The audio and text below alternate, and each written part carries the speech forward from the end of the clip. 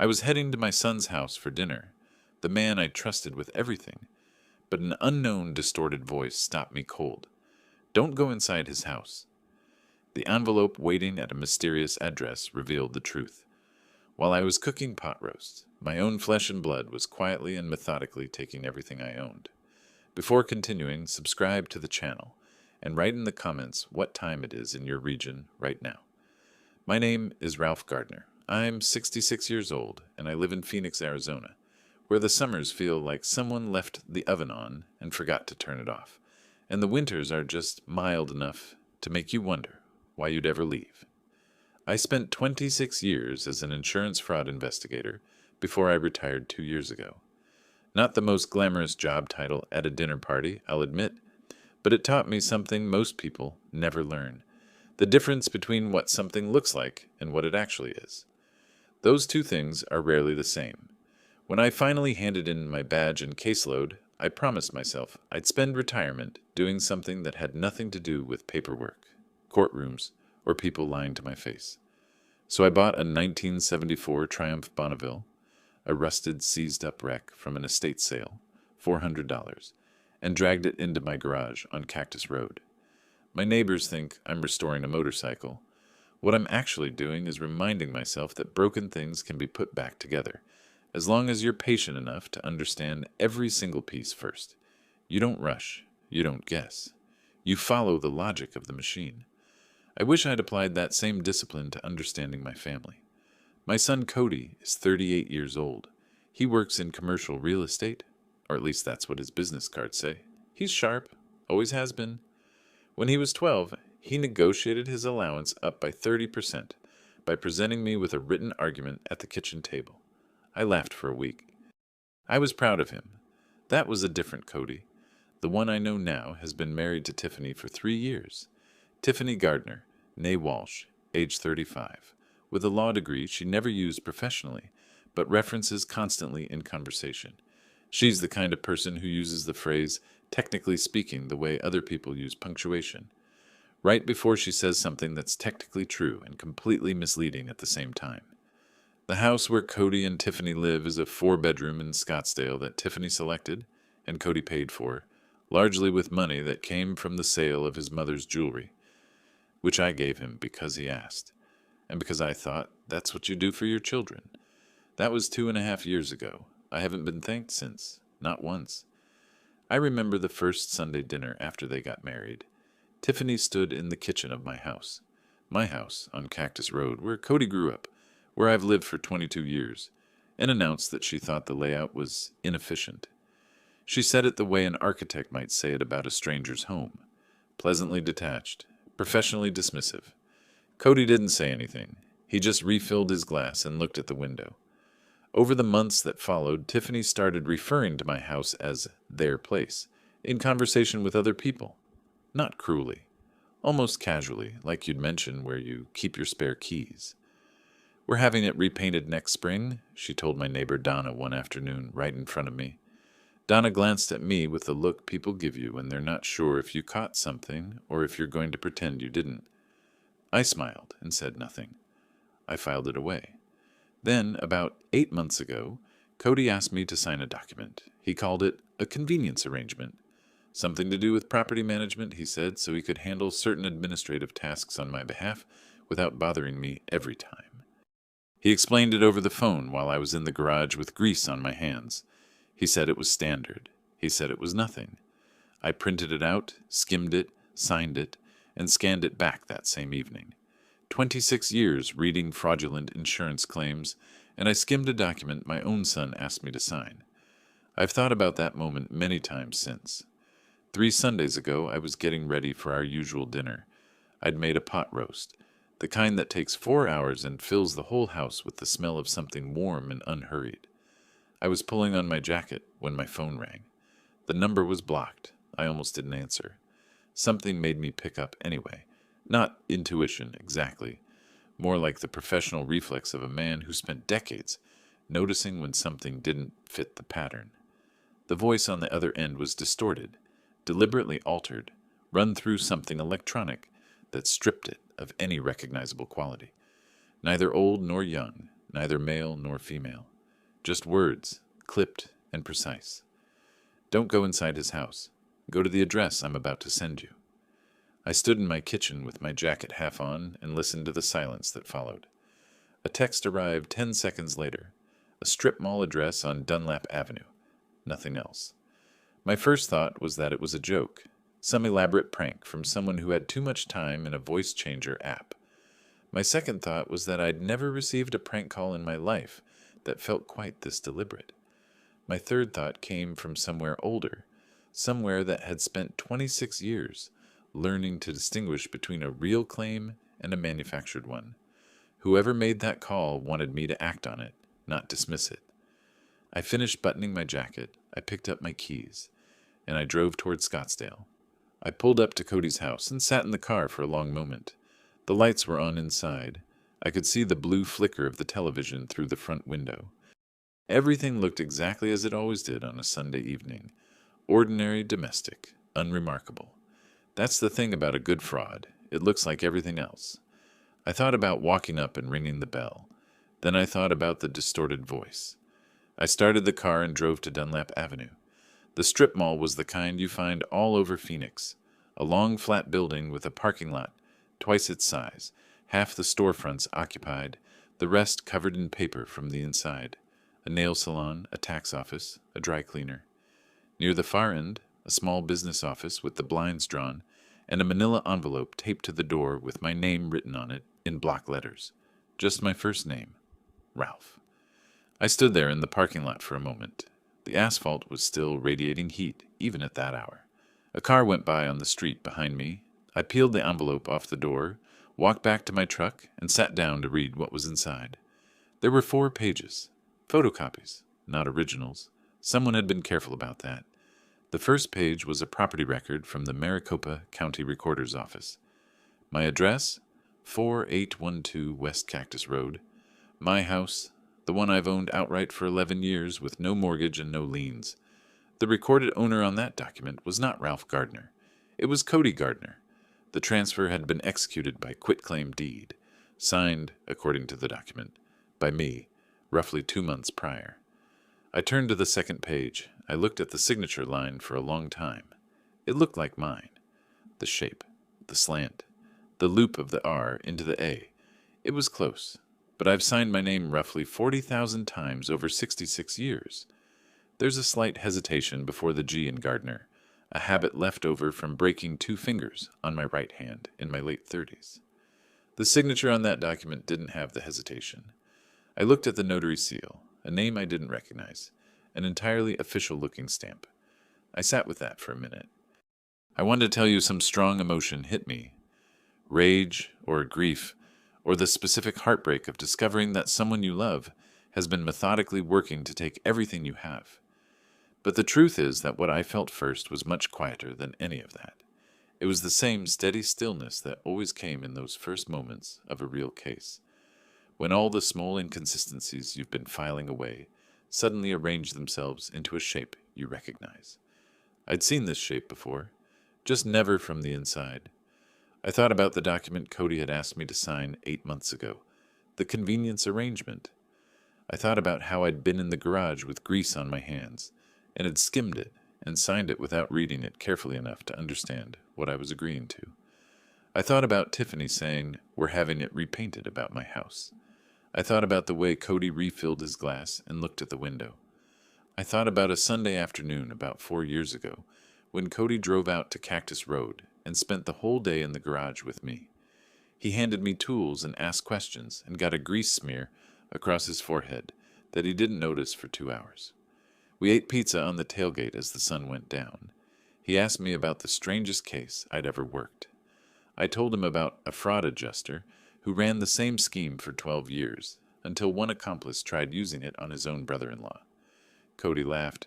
"How do people think they'll get away with something like that forever?" I said, "They don't, usually. They just stop thinking about forever and start thinking about right now." I sat in that parking lot and thought about that for a long time. Then I took out my phone and called Cody. He answered on the second ring, relaxed, a ball game on in the background. I told him I wasn't feeling well. A headache, coming on since the afternoon. He said Tiffany sent her love. I thanked him and said I'd call in the morning. Voice even, unhurried, warm enough not to trip any wires. When I hung up, I looked at the remaining pages. The last 2 pages, a partial bank statement, printout. My account number, 4 months of transaction history. Small, regular withdrawals. Nothing dramatic enough to trigger an automatic alert. Thoughtful amounts, distributed over time. And a handwritten note. 3 sentences, no signature. He's going further than you know. There's more than the house. Be careful. I put the pages back in the envelope. I drove home, heated up the pot roast, and ate it alone at the kitchen table. Then I went into the garage and sat next to the Triumph for a while. Just a frame, a tangle of components, a machine taken apart and not yet reassembled. The thing about a Triumph Bonneville is that nothing about it is complicated. Every piece has a purpose. Every connection follows a logic. If something doesn't work, you trace the failure back to its source. You document everything. You don't act until you know the full picture. I didn't know the full picture yet, but I knew enough to understand this wasn't impulsive. Whatever had been built around me had been built carefully, over time, by people who understood what they were doing. The document was clean, the timing deliberate, the amounts calculated to stay under every threshold that might trigger an alert. What I knew, what had never once failed me, was that the smartest move when you've been targeted isn't to react. It's to let the other side believe, just a little while longer, that you haven't noticed anything at all. I turned off the garage light and went to bed. In the morning, I would start from the beginning, one piece at a time. The next morning, I was up before the sun, not because I couldn't sleep, though I couldn't, not well, but because I had somewhere to be before the foot traffic picked up and the clerks got busy. I dressed, made coffee, and drove downtown to the Maricopa County Recorder's office on West Jefferson. I've spent more time in government records offices than most people spend in their dentist's waiting room. They all have the same smell: recycled air, old paper, and the particular brand of fluorescent lighting that makes everyone look slightly unwell. I've always found it oddly comforting. It's the smell of documentation, of things that got written down. When my number was called, I requested a copy of the recorded instrument on my property at 4812 West Cactus Road. The clerk ran the search, printed the record, and slid it across the counter without looking up. County offices are efficient that way. They don't ask questions. I took the printout to a table near the window. The quitclaim deed had been recorded 49 days prior. The notary's name was listed as Dale Vinson, with a commission number and an address on 32nd Street. The grantor, the person who had supposedly signed the property over, was Ralph Gardner. The grantee was Cody Gardner. The instrument number was real. The recording date was real. The notary seal was real. The signature was not mine. I've been signing my name since I was 6 years old, and the hesitation before the G in Gardner has been there since I was 39. It's not something I do consciously. It's the kind of thing your hand learns to compensate for after an injury, a slight redistribution of pressure, an unconscious pause. Anyone who'd watched me sign something would never catch it. A forger working from a sample document, say the convenience arrangement I'd signed 8 months ago and scanned back to Cody, wouldn't have known to include it. I set the printout down and pulled up my banking app. The account had a current balance of $88,550. The transaction history showed 16 withdrawals over the previous 4 months, ranging from $800 to $2,200. Never the same amount twice. Never more than $2,300 in a single pull. The total came to exactly $23,450. Cody had been added as a co-signer on that account 6 years ago when he went through a rough patch, and I wanted to be able to move money to him quickly. He'd stabilized within a year. I'd simply never removed his name. He was my son. I trusted him. I looked at those 16 transactions and thought about the effort behind them. Spacing them out, keeping the amounts irregular, staying under the threshold that would trigger an automatic bank alert. Whoever designed this understood that pattern recognition is the enemy of a sustained scheme. Small variation, long timeline, patient execution. I recognized the discipline because I'd spent a career studying it. I put my phone away, folded the printout into my jacket pocket, and drove home. I didn't call Cody. I didn't call anyone. I pulled into the garage, changed into my work clothes, and spent the next 3 hours with the Triumph. There's a meditative quality to working on an old engine. You're not thinking exactly. You're following the machine. The carburetor needed cleaning. I disassembled it, soaked the jets, worked through each component in order. When something is clogged, you don't force it.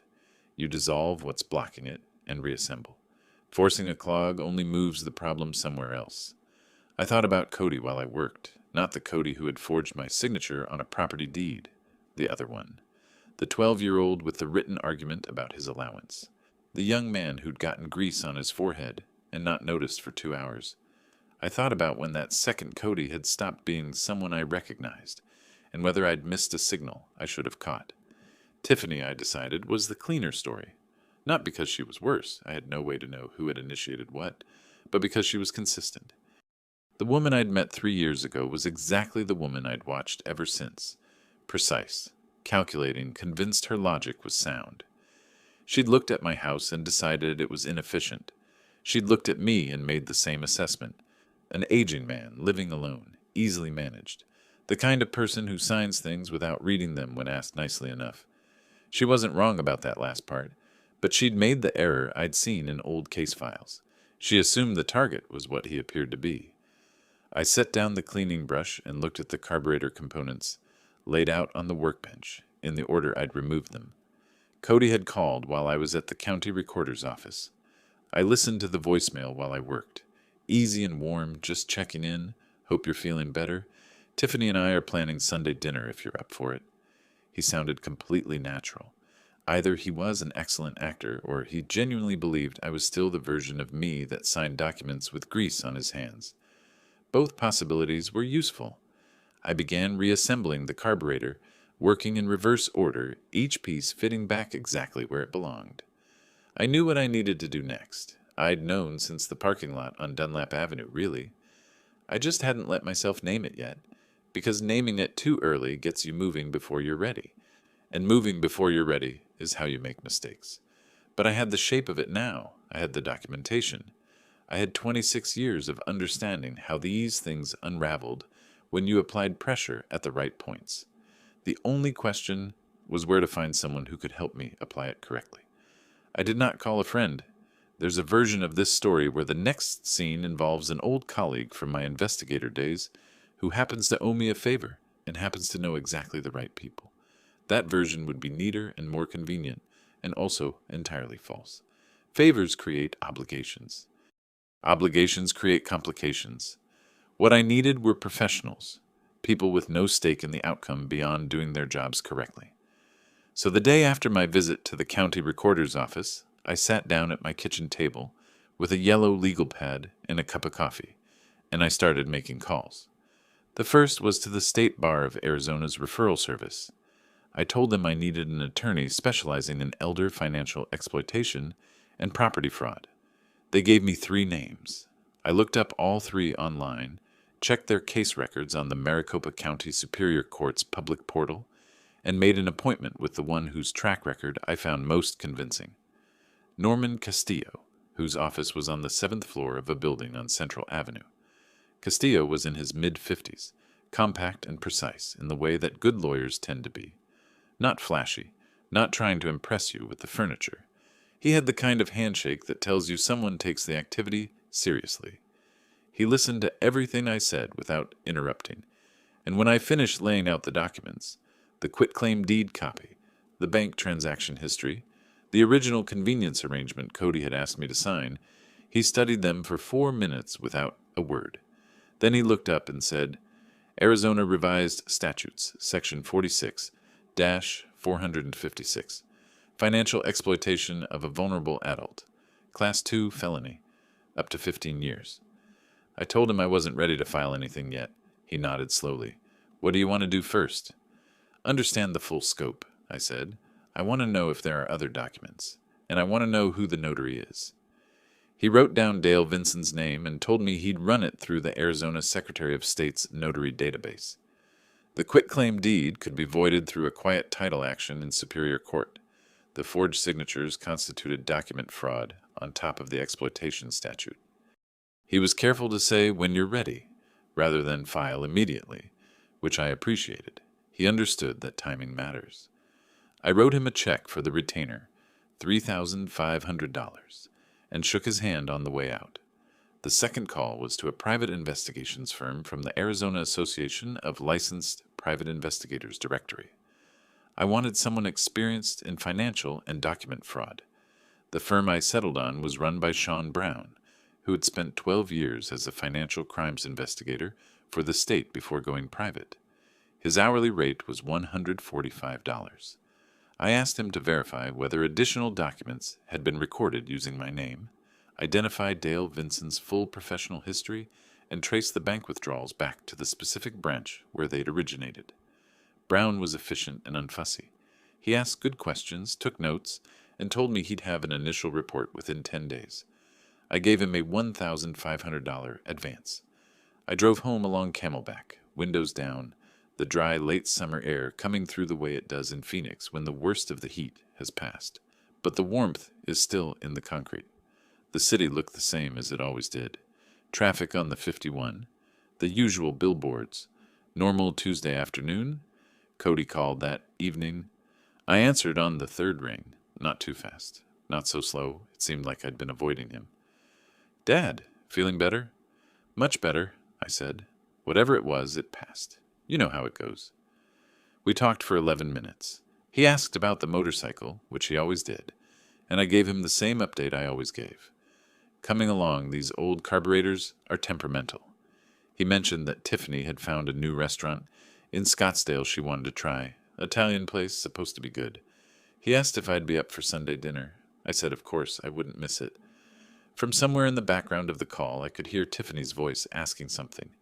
I couldn't make out the words. Cody covered the phone briefly, said something back to her, then returned. "Tiffany says hi." "Tell her hi back," I said. When the call ended, I stood in my kitchen for a moment and looked out the window at the backyard. The sun had gone down while we were talking, and the sky had that specific shade of dark purple it gets in Arizona, in the evenings, just before the stars appear. I thought about Tiffany in the background, asking her question in that careful, measured way she had. I thought about the spacing of those 16 withdrawals, the clean forged signature, the timing of the quitclaim deed recorded 49 days ago. This had been designed to be completed before I noticed anything was wrong. The plan had a deadline baked into it. They'd needed to finish before I was alert enough to start looking, and they'd come very, very close. I washed my coffee cup and set it on the rack. What I'd understood in Castillo's office was that the advantage had already shifted. Not fully, not yet. But the moment you begin to understand a scheme, you stop being its target and start being its student. And once you've studied something long enough, you know where to push. I had the documents, I had the attorney, I had the investigator, and I had something else. A son who was absolutely certain his father was still the man, who skimmed a document with grease on his hands and signed it without reading it. That particular certainty was going to be very expensive for him. Sunday dinner was 6 days away. I had work to do. Sean Brown called me on a Thursday morning, 8 days after our first meeting. I was in the garage with the Triumph, working on the frame alignment, when my phone buzzed on the workbench. He said he had everything and asked if I could come in that afternoon. I said yes, and arrived at his office on McDowell Road at 2 o'clock with a notepad and a clean pen. The same way I used to show up to interviews when I was still working. Brown was the kind of investigator who organized his findings before a client meeting and presented them in a logical sequence, rather than a dramatic one. I appreciated that. He had a manila folder on his desk and a printed summary clipped to the front. He didn't open it right away. "Before I go through the documents," he said, "I want to tell you who made the call." I set down my pen. The caller, Brown told me, was a man named Melvin Duckworth, 71 years old, retired, living in a rental house in Mesa. He'd worked in the same commercial real estate office as Cody for nearly 4 years, until 3 years ago, when he was abruptly terminated. The official reason listed in his personnel file was performance issues. The actual reason, which Brown had pieced together, from two former colleagues willing to talk informally was that Cody had reported him to management for a billing error that Cody himself had made. Melvin had been set up, quietly and cleanly, and removed before anyone looked too closely at the underlying numbers. Melvin had not filed a complaint. He'd taken his severance, gone home, and tried to move on. Then, roughly 6 weeks ago, he'd run into an old acquaintance from the office, a man who now worked part-time for a notary services firm. That acquaintance, in the course of a conversation he likely regretted immediately afterward, had let slip that he'd processed some documents related to a property transfer involving the Gardner family. When Melvin heard the name, he started asking questions. He didn't get much, but he got enough to understand that something was being done to someone who hadn't asked for it. He'd bought a voice changer app online for $12. He'd sent the text from a prepaid phone he paid cash for at a gas station. He hadn't left his name because he was afraid of what Cody might do if he found out. I sat with that information for a moment. A 71-year-old man, burned by my son 3 years ago, could have walked away from what he learned, and no one would have blamed him. Instead, he bought a burner phone and drove to a strip mall on Dunlap Avenue in the Phoenix heat, and taped an envelope to a door. "Do you have his contact information?" I asked. Brown slid a page across the desk. I wrote the number down and set it aside. Then Brown opened the folder. The quitclaim deed and the bank withdrawals I already knew about. What I didn't know, what Brown had found filed in the Maricopa County Recorder's office under a separate instrument number, recorded 28 days prior, was a durable power of attorney, notarized, officially filed, bearing my name as principal and Cody Gardner as agent. A durable power of attorney, if you're not familiar with the term, is a legal document that authorizes another person to manage your affairs, financial, legal, property-related, on your behalf. The word durable means it remains valid even if the principal becomes incapacitated. It is, in the right circumstances, a legitimate and useful instrument. In the wrong circumstances, say when it's forged, it is a master key. Whoever holds it can open every door. Under a properly executed durable power of attorney, Cody would have had authority to liquidate my investment accounts, sell my property, take out loans in my name, and redirect assets anywhere he chose. All of it legal in appearance, all of it devastating in practice. Brown told me the same notary had executed this document. Dale Vinson, 32nd Street address, commission now flagged by the Secretary of State's office following Castillo's inquiry. The signature on the power of attorney had the same flaw as the quitclaim deed. No hesitation before the G. The plan, Brown concluded, had been designed for completion within the month. The power of attorney was the final piece. Once it was in active use, everything else, the property, the accounts, whatever remained, could have been moved in a matter of days, cleanly, legally, on the surface. By the time any question arose, the assets would have been long gone. They had come within 4 weeks of finishing it. I looked at the document for a long time.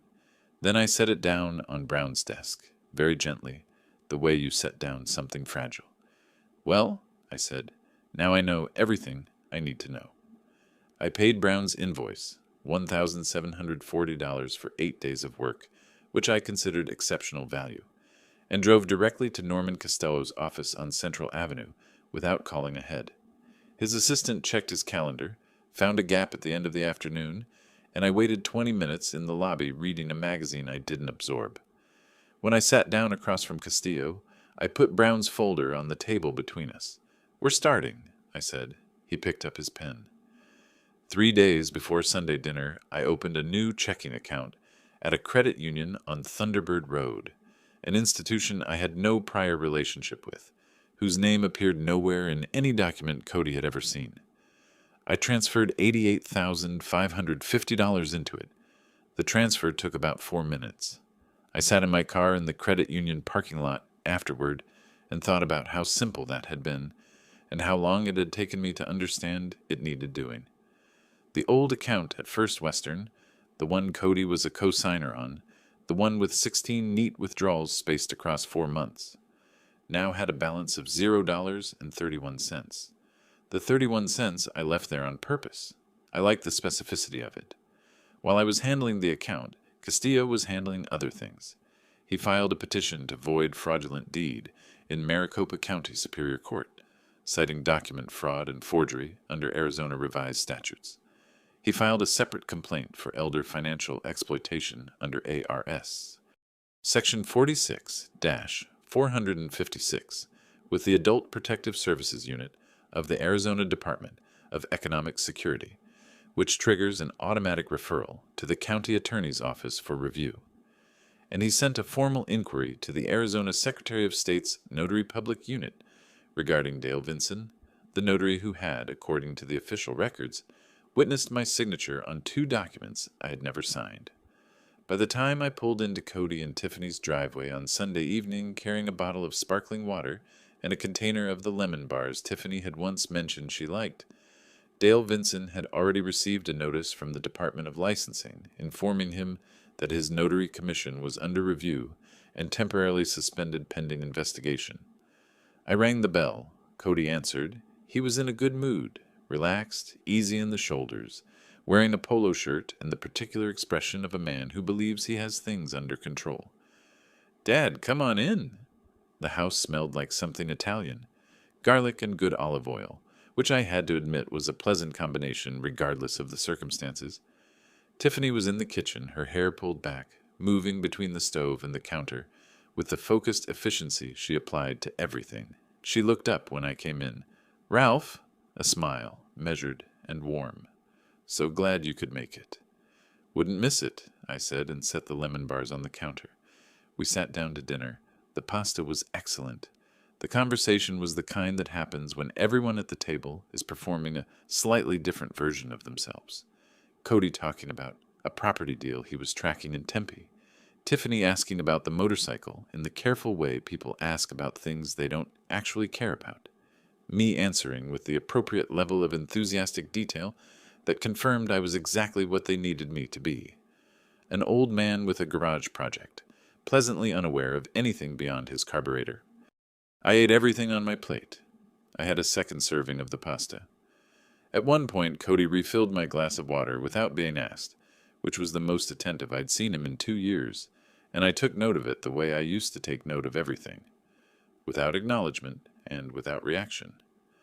Toward the end of the meal, when the plates were half cleared and the conversation had settled into the comfortable lull that follows good food, I looked across the table at my son. "How are things going?" I said. "Financially, I mean. Business been steady?"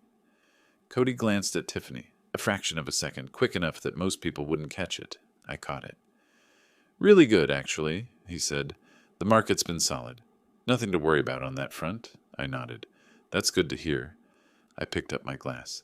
"I like knowing everything's in order." Tiffany smiled. "Things are very much in order." "Glad to hear it," I said. I stayed another 40 minutes, helped carry dishes to the kitchen, thanked them both for a lovely evening, and drove home along the 101 with the windows down and the radio off. The next morning I was at the garage workbench by 8 o'clock, engine parts laid out in front of me, when my phone rang.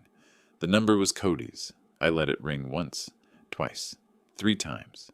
I picked up on the 4th. "Dad." His voice had changed. The ease was gone.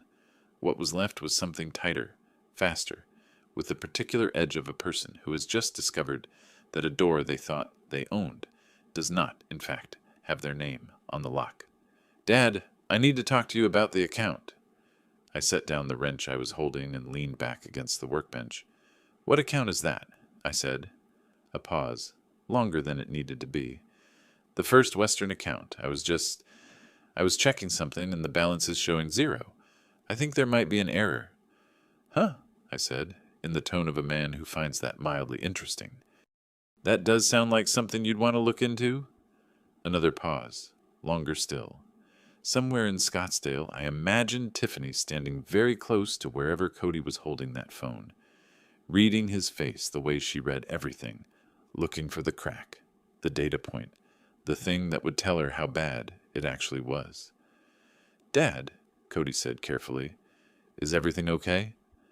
I looked at the Triumph's frame across the garage, at the parts arranged on the workbench in the order they needed to go back, at the work still ahead.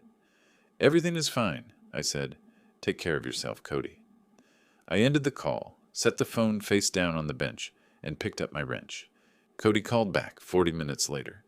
The first call, the one I'd ended with, "Take care of yourself," had apparently not delivered the message he needed.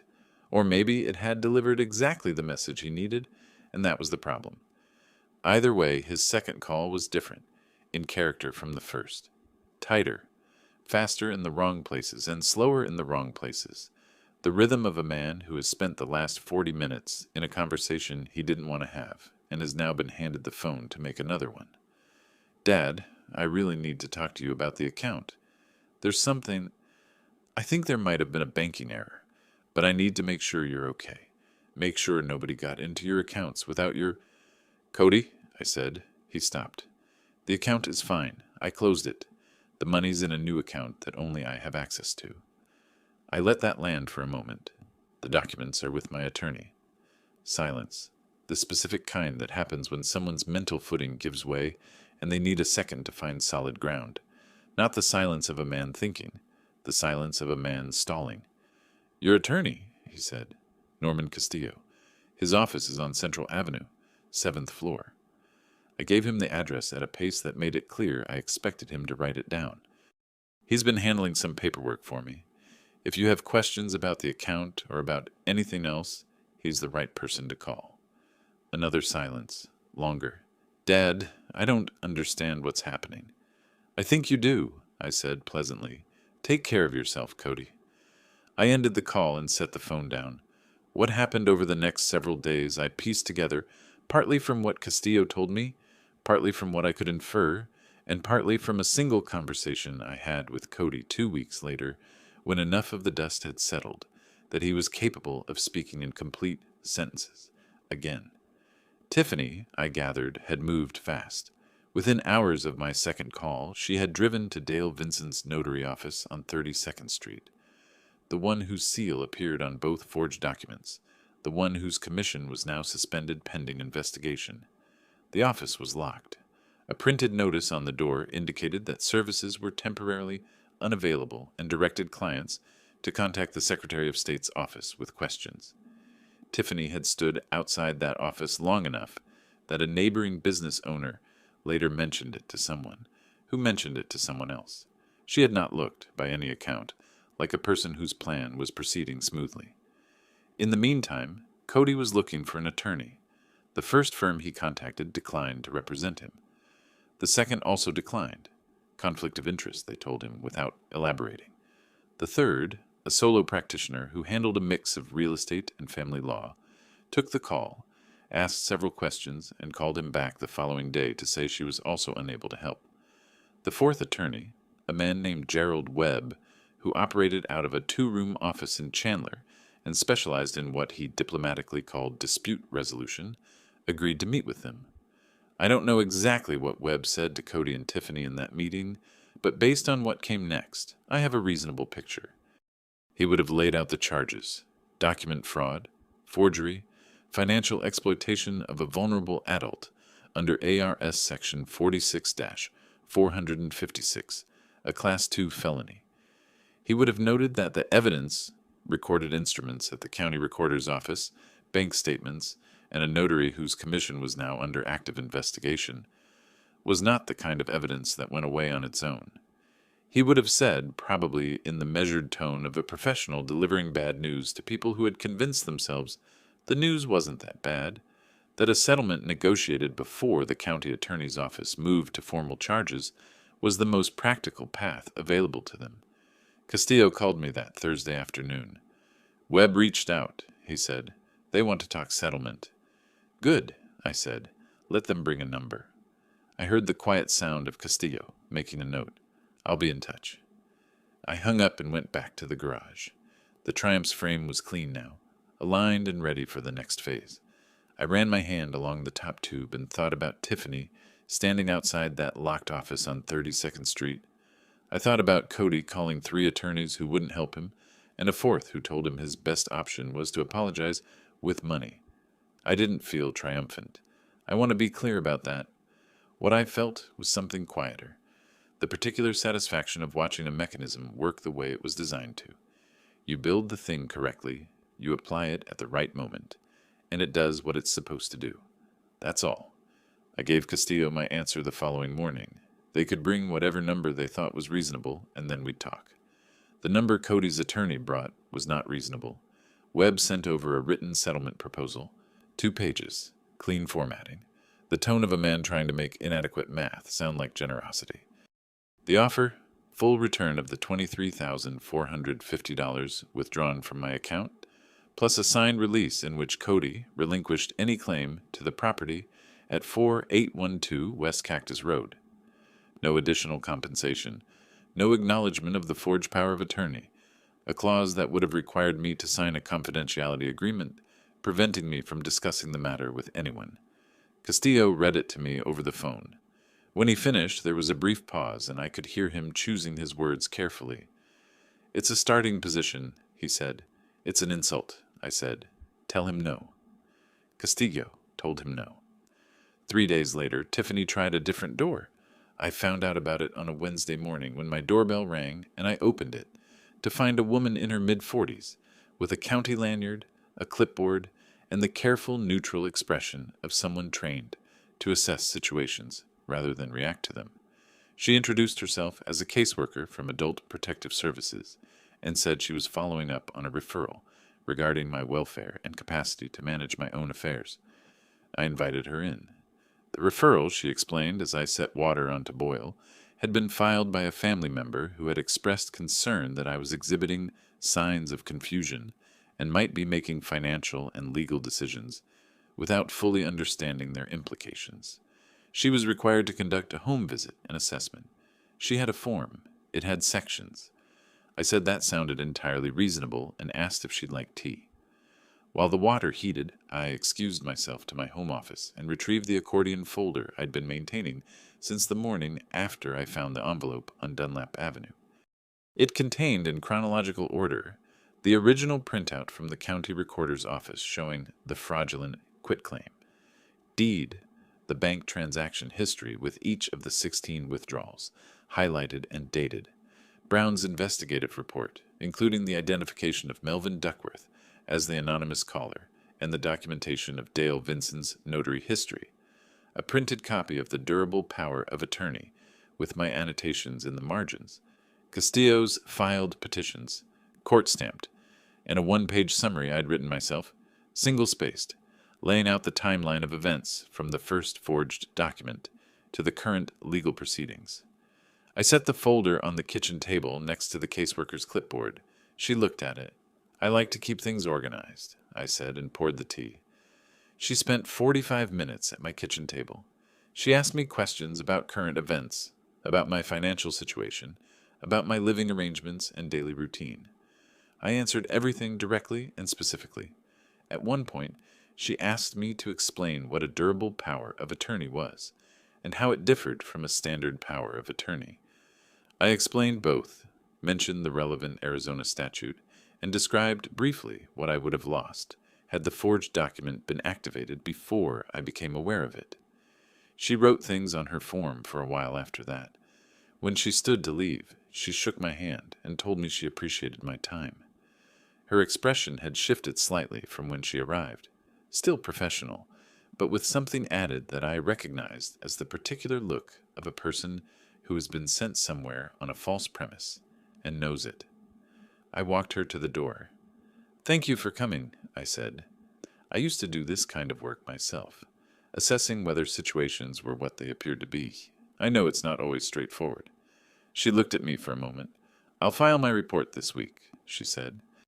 The report, Castillo told me several days later, concluded that I was fully competent, showed no signs of cognitive impairment, and was actively engaged with legal counsel regarding a legitimate dispute. The referral was closed as unsubstantiated.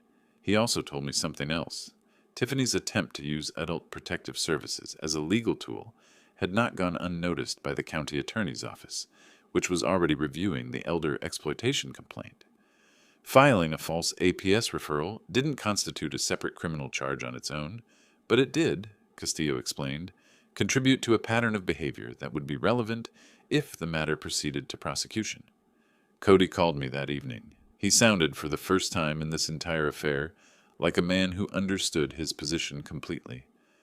"Dad," he said, "I want to fix this." "Then have your attorney call mine," I said, "with a real number this time." I heard him exhale slowly, the long, deflating breath of someone who has run out of alternative routes and is standing at the only door left. "Okay," he said. "Good night, Cody." I hung up and walked back to the garage. The Triumph was waiting. I had work to do, and the evening was cooling down to something pleasant, the dry Arizona air settling over the neighborhood like a held breath finally released.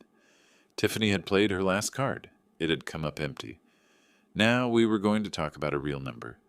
Webb's second proposal arrived through Castillo 10 days after the first was rejected. It was longer this time, 4 pages instead of 2, with more careful language and a noticeably different tone. The math had changed substantially. Full return of the $23,450 withdrawn from my account over those 4 months. A separate payment of $40,000 in damages. And at the center of the document, a structured repayment agreement. What amounts, in plain terms, to a promissory note obligating Cody to pay $63,450 in total at $1,200 per month, with the criminal proceedings held in abeyance for as long as payments remained current. Castallo read me the terms over the phone. When he finished, I asked him 2 questions. First, could the agreement be entered as a court record rather than a private document? He said yes. It could be filed with the Superior Court, making it enforceable as a court order rather than just a contract. A court order carries consequences that don't require another round of litigation to enforce. Second, was there any mechanism in the proposal preventing me from discussing the matter publicly? He checked the language twice. There wasn't. Webb had apparently decided that clause wasn't worth the fight it would have started. I told Castillo to proceed, on the condition that every term was filed and stamped before any signature went on anything. He said he'd have the paperwork finalized and ready within the week. In the meantime, the courts had already been working through the rest of it. The Maricopa County Superior Court had issued its ruling on the quiet title action. The quitclaim deed was voided. The court found, in language that left no room for interpretation, that the instrument transferring the property at 4812 West Cactus Road had been executed through fraud and forgery. The property was confirmed in its entirety as belonging to Ralph Gardner, sole owner. No encumbrances, no competing claims. I read the ruling at my kitchen table the morning it arrived, read it all the way through, and then poured myself a second cup of coffee. Dale Vinson had surrendered his notary commission rather than contest the revocation proceedings. The permanent ineligibility notation in the state database would follow him wherever he went next. That was the consequence of choices he had made. I won't pretend the outcome was unwelcome. The county attorney's office had opened a formal criminal investigation under ARS Section 46-456. The settlement would not automatically close the criminal matter. That decision belonged to the county attorney alone. But cooperation with a court-entered restitution order was a materially relevant factor in prosecutorial discretion. Webb knew this. I suspected it was the single most important reason the number on page 1 had changed. The signing was set for a Tuesday morning at Castillo's office on Central Avenue. I arrived 10 minutes early, an old habit that had never left me, and took the elevator to the 7th floor. Castillo's assistant offered coffee and I accepted. I sat in the lobby and looked out at the city below. Streets already moving in the mid-morning heat, everyone at the ordinary pace of a day without complications. I thought about the evening months ago when I'd stood in that parking lot on Dunlap Avenue with a manila envelope and read a property record with my name on it in a way I hadn't authorized. You encounter the shape of a problem, you understand it completely, and then you choose. The choosing had always been the easy part. Castillo appeared and led me into the conference room. Documents were arranged on the table in sequence, each tabbed where signatures were required. Cody arrived 7 minutes later. Alone, Tiffany was not with him. Castillo had mentioned she'd been staying at her mother's house in Tempe for several weeks. I understood what that signaled without asking for more. Cody looked like a man who had not been sleeping well. Exhaustion shows in specific, recognizable ways, around the eyes, in the slight forward pull of the shoulders, in the particular tension of the jaw, when someone is working to hold a composed expression over something that doesn't feel composed at all. I had spent 26 years sitting across from people who were carrying things they hadn't expected to carry. Cody was carrying something heavy, and he was carrying it alone, and it showed in every line of his face. He sat down across from me at the conference table. Neither of us spoke for a moment. Webb came in a minute after, nodded at both of us in the professionally neutral way that lawyers in settlement proceedings tend to nod, and took the chair beside his client. Castillo walked through each document in order, the promissory note first, then the damages agreement, then the court filing forms. Webb reviewed each page with Cody in a low voice. Cody read them, actually read each page carefully, which was the most deliberate I'd seen him be with a document in quite some time, and signed where the tabs indicated. When the last signature was in place, Castillo set the pages in a folder. He would file them with the Superior Court that afternoon. By the following morning, it would be a court record. I looked at Cody across the table. He was looking at the middle distance somewhere between us, the way people do when they are present in a room, but not quite ready to be present in what the room means. I spent most of my career, I said, keeping my voice even, unhurried, at the same temperature it had been since the beginning of all of this, investigating people who believed they had found a reliable system, a method for taking something that didn't belong to them and making it clean. Every single one of them had convinced themselves they'd accounted for every variable. I paused for exactly as long as the silence needed. Nobody accounts for every variable. He didn't answer. He picked up his copy of the documents, stood, and walked to the door. His attorney followed.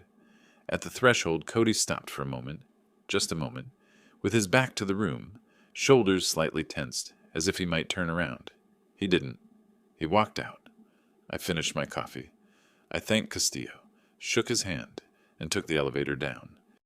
Before I drove home, I reached into my jacket pocket and found the envelope I'd been carrying since the night before, addressed by hand to House in Mesa, to Melvin Duckworth. Inside was a letter and a check for $5,000. The letter had taken 3 drafts to get right. The final version was 3 paragraphs. The first identified me and confirmed that I knew what he had done. The second said that what he had done had mattered, that it had changed the outcome of everything that followed, and that I was grateful for it. The third was 4 words, for doing the right thing. I found a postal collection box on Camelback and dropped the envelope in. Then I pointed the truck west and drove home. A few weeks into the new year, on a morning when the Phoenix air was as clear and dry as it gets in January, I stripped the Triumph Bonneville down to its frame again. Not because something had failed, not because a weld had cracked or the carburetor had developed a new complaint. I stripped it because I wanted to rebuild it from the beginning one more time, methodically in the right order without shortcuts, and because for the first time in several months I had the quiet to do it properly. There's a difference between working in a garage when your mind is somewhere else and working in a garage when it isn't. I'd spent the last few months in the first kind of session. This was the second kind. It felt different in a way I found difficult to explain to anyone who hadn't spent time doing precise work with their hands. The account at the credit union held $88,550. The first payment from Cody had arrived on schedule, $1,200, transferred automatically on the date the promissory note specified. He had 52 payments remaining, by my count, assuming no interruptions. I wasn't relying on the money for anything essential, but I noticed its arrival the way you notice a mechanism running correctly. It meant something. Not the amount, the regularity. Something obligated by a court record showing up when the court record said it would. The house on Cactus Road was mine, clear and documented. The living trust Castillo had helped me update ensured that nothing about its future disposition was ambiguous or open to any interpretation I hadn't explicitly authorized in writing. It had taken most of a Thursday and cost $850. I considered that the most efficient $850 I'd spent in recent memory. Tiffany's move to Tempe appeared to be permanent.